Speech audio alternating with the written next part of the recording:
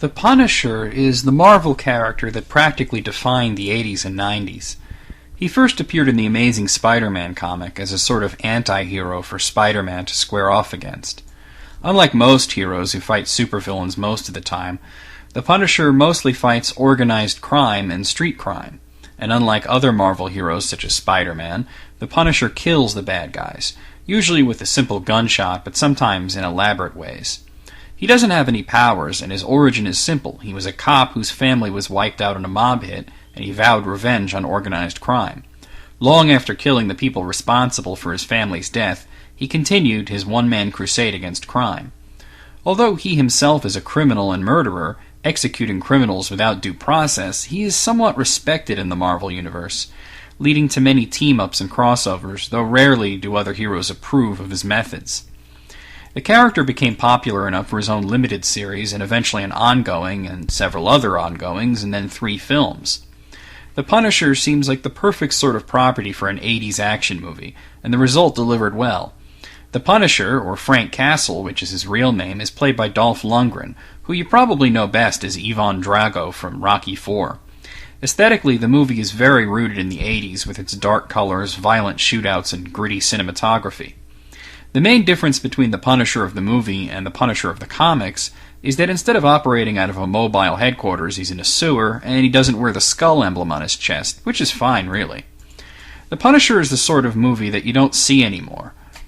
A pure action movie with loads of gratuitous violence. This sort of thing was big in the 80s and early 90s, but you just don't see it anymore. Everything these days is so stylized and full of CGI and intricate plot lines.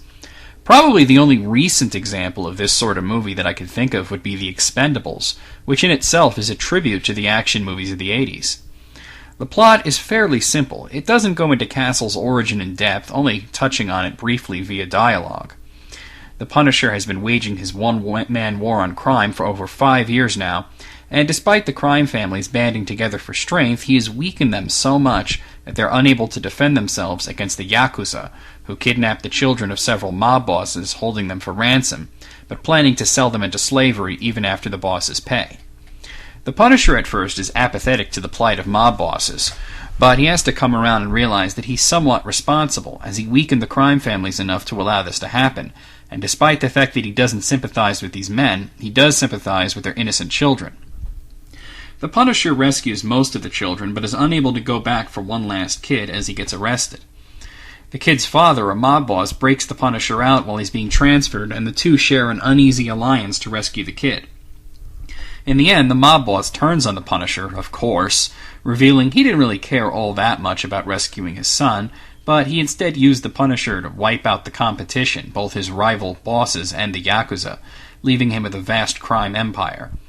The movie's got everything you'd want in an action movie. You got shootouts, kung fu fights, fist fights, knife throwing, pistol whipping, and a chick who kills people with her earrings. It's absolutely nuts.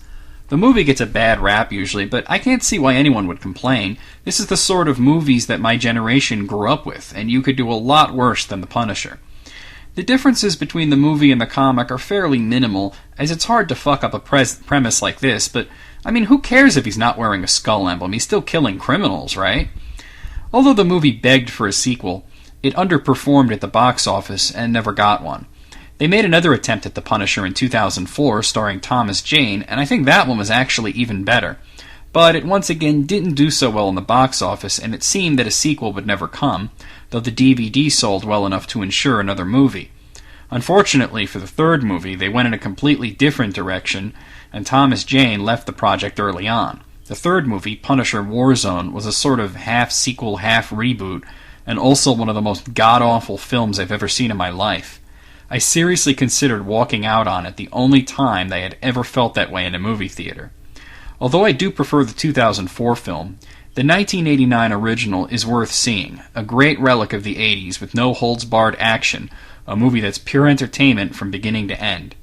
If I had to complain about anything, I'd say that I wish the secondary characters were explored a little bit more, especially the cop who is hunting Castle, who used to be his partner. He's got some great scenes, and I would have liked to see him some more, or even have him get involved in some of the action somehow.